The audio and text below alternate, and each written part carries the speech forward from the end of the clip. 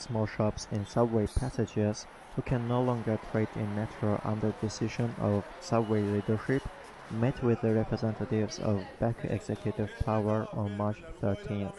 Employees of the Executive Power offer 3 places to the affected traders: Amai Mall, Keshla Market, and a new shopping center to be constructed in Narimanov District. In case of mutual consent, it is promised that they would be exempt from 3-month rent and their bank loans would be paid. Traders are not pleased with this offer because they are afraid of losing their regular customers.